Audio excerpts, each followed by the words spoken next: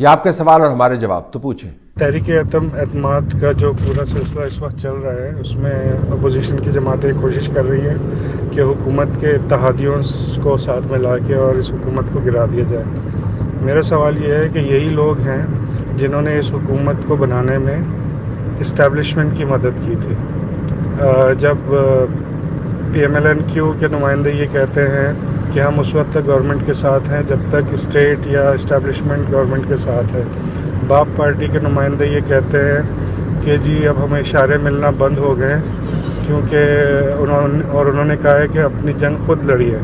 M Q M کے نمائندے کہتے ہیں کہ جی آپ کو پتہ ہی ہے ہماری ڈوریں کہاں سے ہلائی جاتی ہیں۔ اور اس صورت میں عوام کو کیا سوچنا چاہیے کہ اتنی جو بربادی ہو چکی ہے اس ملک کی اس 3-4 سالوں میں، تو 2 سال ہم اور برداشت کر لیتے ہیں، لیکن ان لوگوں کے ساتھ مل کے کیوں گورنمنٹ گرائی جائے جو کہ خود شامل ہیں اس جرم میں، بلکہ وہ ہمیشہ اسٹیبلشمنٹ کے ساتھ ہی رہیں گے۔ ان کے تو بیانات سے یہ لگتا ہے۔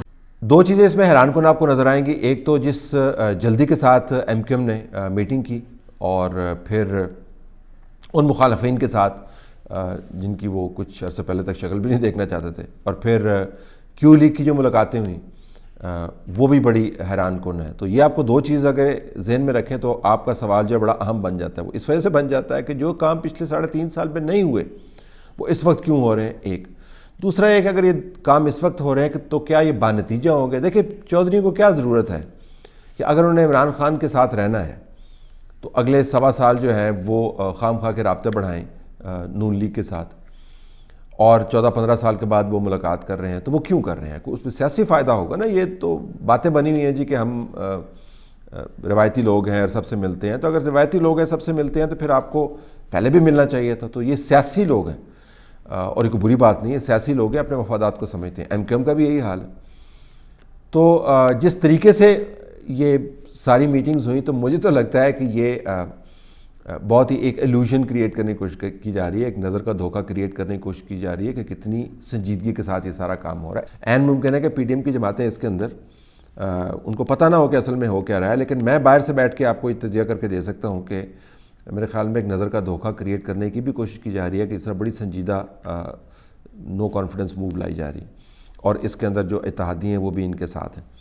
اچھا، اس سے پہلے جو آپ کی نظر سے بات نکل گئی ہوگی کیونکہ وہ بلوچستان کے اندر ہوا، تو وہاں جو باپ پارٹی ہے اس کی قیادت نے بھی یہ حکومت کو کہا جی کہ ہم آپ کے ساتھ اپنے تعلقات کو ریویو کرنا چاہتے ہیں۔ اس کے بعد انہوں نے واک آؤٹ بھی کیا یہاں پارلیمنٹ سے۔ تو باپ، ایم کیو ایم اور کیو لیگ، اگر انہوں نے حکومت کو چھوڑنا نہیں ہے تو اپوزیشن کے ساتھ رابطے کیوں کر رہے ہیں؟ ظاہر ہے ایک ایلوژن کریٹ کرنے کی کوشش کی جا رہی ہے کہ جس طرح بڑی سنجیدہ ہوا ہے۔ مجھے لگتا ہے کہ آخر میں ہونا کچھ نہیں ہے۔ میرا فی الحال جو اسسمنٹ ہے، جو نمبرز کو میں دیکھ رہا ہوں، آخر میں ہونا کچھ نہیں ہے۔ اور یہ بھی آپ نے صحیح کہا کہ جو 3.5 سال اس تمام ناقص نظام کا حصہ رہے ہیں، وہ کس طرح اب لوگوں کو یہ باور کروا سکتے ہیں کہ اب یکدم ان کے دل میں عوام کی محبت جاگ گئی ہے اور وہ چاہتے ہیں کہ عوام کی فلاح کے لیے کچھ کام کریں۔ طلعت صاحب، میں اجمل نیر بات کر رہا ہوں لاہور سے۔ آپ سے گزارش کرنا تھی کہ نیو ٹی وی پر جا کر اگر آپ نے ایک اور ٹاک شو ہی کرنا ہے تو برائے مہربانی مت جوائن کرے ایسے فارمیٹ کے ساتھ۔ میں ان لوگوں میں ہوں جو ٹاک شو نہیں دیکھتا۔ یہ کم از کم کسی اینکر کا انٹرو دیکھنے کے بعد جب گئے آپس میں بات کرنا شروع کرتے ہیں تو وہ انتہائی تکلیف دہ صورتحال ہوتی ہے۔ تو خدا را آپ ایک ٹاک شو کا پروگرام اس فارمیٹ کے ساتھ نہ جوائن کیجیے گا۔ آپ سے گزارش یہ ہے کہ آپ کا کیلیبر یہ نہیں ہے کہ مرغوں کو بٹھا کے آپ ان سے پوچھیں آپ نے کیا کیا، آپ نے کیا کیا، آپ نے کیا کیا۔ یہ آپ کا کیلیبر نہیں ہے۔ اگر آپ اب نئے سرے سے اس مین سٹریم میڈیا میں آ رہے ہیں اور آپ جیسے لوگوں کی بہت ضرورت بھی ہے، جو آپ کا ایڈیٹوریل آرگومنٹس ہوتے ہیں، ہمیں وہ سننے کا لطف آتا ہے اور اس سے ہماری زیادہ آگہی ہوتی ہے۔ جی، میں کچھ کوشش کروں گا کہ آپ کو وہ دیکھنے میں وہ تکلیف نہ ہو، جو تکلیف سے نہ آپ گزریں جو عموماً آج کل ٹاک شوز کو دیکھنے سے آپ کو ہوتی ہے۔ اور میرے خیال میں میرا اتنا لمبا ریکارڈ ہے تو میں کوشش ہمیشہ یہی کرتا ہوں کہ کچھ اس طریقے سے کام کیا جائے کہ اپنے جو پروفیشنل کوڈ ہیں اس کے اندر رہتے ہوئے آپ با اثر یا اگر متاثر کو نہیں بھی ہے تو سبسٹینٹیو کام کر سکے. تو وہ آپ کو پروگرام کے اندر نظر آئے گا جب بھی وہ شروع ہوگا.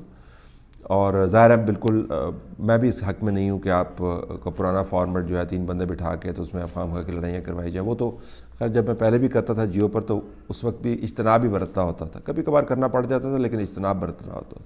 تو اب بھی میں اجتناب ہی برتوں گا اور بالکل اس قسم کی آپ کو لڑائیاں نہیں ملیں گی جس قسم کی عموماً اب نتھی ہو گئی ہیں فارمیٹس کے ساتھ. وہ فارمیٹ ہے بہت یوزفل اگر آپ یوزفل ڈیبیٹ کرنا چاہیں تو, لیکن جب آپ نے ڈیبیٹ یوزفل کرنی نہیں ہے اور لڑائی کروانی ہے تو پھر ظاہر ہے وہ فارمیٹ اپنی افادیت کھو دیتے. طلعت صاحب، یہ اسٹیبلشمنٹ نے جو مذاکرات اپوزیشن سے کیے ہوں گے مستقبل کے حوالے سے، میں آپ سے جاننا چاہ رہا ہوں کہ اس میں کیا نیب کا کوئی ذکر آیا ہوگا؟ نیب کا مستقبل آپ اس ملک میں کیا دیکھتے ہیں؟ جی نیب کے لیے بڑے مسائل ہیں. نیب نے پچھلے 3-3.5 سال تو بڑے زبردست گزارے ہیں, لیکن اس کے بعد جو ہی سیاسی ماحول بدلے گا اور ضرورت اس قسم کی حرکتوں کی کم پڑ جائے گی جس قسم کی نیب کے ساتھ منسلک کی گئی ہیں عدالتی فیصلوں اور آبزرویشنز کے ذریعے. کسی آؤٹ سائڈ نقاد نے یہ باتیں نہیں کی ہیں, یہ عدالتی فیصلوں اور ججز کی آبزرویشنز کے ذریعے یہ چیزیں سامنے آئی ہیں. تو نیب کو جو چلانے والے ہیں اور جو افسران جو ہیں وہ عموماً گمنام ہی رہتے ہیں, لیکن اس کیس کے اندر تو جن لوگوں نے جو کام کیے ہوں گے ان کے نام شام یاد ہو گئے نا, جن کے ساتھ یہ حرکتیں ہوئی ہیں, تو وہ پھر ساروں کا ذکر سامنے آئے گا. نیب کے جو چیئرمین صاحب ہیں ان کا ذکر بھی ہوگا. اور پھر آپ تو دیکھتے ہیں جب حالات بدلتے ہیں تو کیا سے کیا ہو جاتا ہے, نیچے والی زمین اوپر آ جاتی ہے. جو دندناتے پھرتے ہیں وہ دبکتے پھرتے ہیں, جو ٹی وی سے ہٹتے نہیں ہیں وہ منہ چھپاتے پھرتے ہیں. تو حالات جب تبدیل ہوں گے تو سارا تنتنا اور یہ تمکنت جو ہے وہیں پہ رہ جائے گا. تو مشکلات دیکھ رہا ہوں جی میں. اگر آپ نے صحیح طریقے سے کام نہیں کیا پچھلے اتنے سالوں میں تو اس کے نتائج کہیں نہ کہیں تو آ کے نکلیں گے نا جی. یہ جو لفظ ہے, یہ ٹرم ہے صادق اور امین, یہ ہمارے نبی پاک صلی اللہ علیہ وسلم کی ذات کے علاوہ کوئی اور یہ ٹائٹل لے سکتا ہے؟ پرووائڈیڈ کہ جس طرح کا آج کل کا زمانہ ہے, آپ مجھے دیکھ لیں, آپ اپنے آپ کو دیکھ لیں, آپ کسی بڑے لیڈر کو دیکھ لیں, ایسا ممکن ہے ہی نہیں کہ اس نے کبھی نہ کبھی کسی نہ کسی اسٹیج پہ زندگی میں جھوٹ نہ بولا. یہ اب ایک تھیوریٹیکل چیز رہ گئی ہے. دیر از نو grey area in this category نا.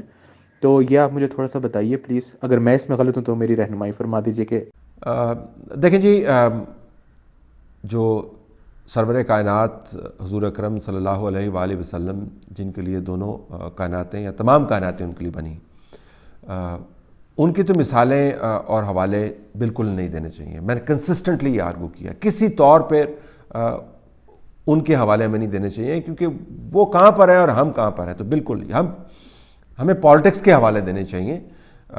وہ حوالے جو ہیں اس سورج کی روشنی کے مانند ہیں جن کو آپ دیکھ کر جو ہے توانائی لیتے ہیں, ہدایت لیتے ہیں. لیکن اگر آپ یہ سمجھیں خدا نخواستہ کہ کہیں آپ کے پاس کوئی ایسی صفت ہے کہ ان حوالوں کو آپ لاگو کر پائیں, تو وہ جو لاگو کرنے والے تھے ان جیسا تو کوئی نہیں ہے کائنات کے اندر. تو ایک تو یہ ذہن میں ہو. یہ جو صادق اور امین ہے آئینی ٹرم ہے جی, اور اس کو آپ ریفریز کر سکتے ہیں, بالکل میرے خیال میں کرنا چاہیے ریفریز. اور جو صادق اور امین کے حضور اکرم صلی اللہ علیہ وسلم کے حوالے سے جو حوالہ جات بنتے ہیں ان سے اس ٹرم کو نتھی نہیں کرنا چاہیے. تو اس حد تک میں اتفاق کرتا ہوں. اور بھی الفاظ اس میں آپ لگا سکتے ہیں, تو یہ امینڈمنٹ تو ہونی چاہیے.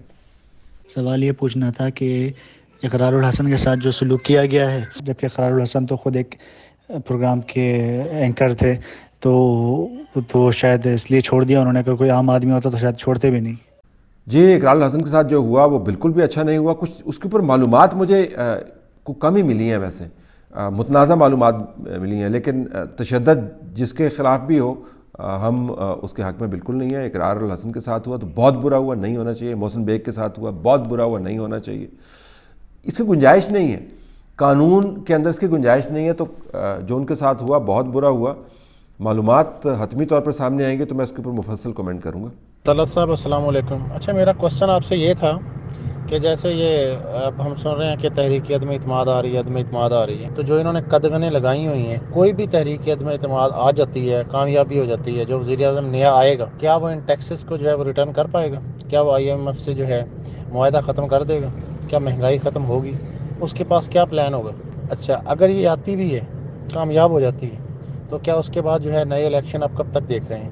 یہ زبردست سوال آپ نے کیا جی. میرے خیال میں ابھی بحث جو ہے وہ صرف یہی ہے کہ جی ہٹاؤ تو پھر کیا کرو. جو گیم پلان ہے یہ اپوزیشن کو سامنے لانا چاہیے, لیکن اپوزیشن سے آپ بات کریں تو وہ کہتے ہیں گیم پلان کی فی الحال ہمیں ضرورت نہیں ہے. ہم نے پہلی ہرڈل جو ہے پار کرنی ہے کہ حکومت کو ہم نے ہٹانا ہے, اور جو اگلے معاملات بعد میں طے کریں گے. لیکن میں بالکل آپ سے اتفاق کرتا ہوں کہ اگر آپ نے یہ سارا ہوم ورک کر کے موو نہ کیا تو پھر آپ مشکل وقت میں سر کھجاتے پھریں گے. اور آپ نے جن کنڈیشنز کی اور کمپلشن کا ذکر کیا جو نظام کا اب حصہ بن گئی ہیں, ان کمپلشن کے پیش نظر آپ کے پاس بہت زیادہ کام کرنے کے لیے جگہ نہیں ہوگی. تو پہلے سے آپ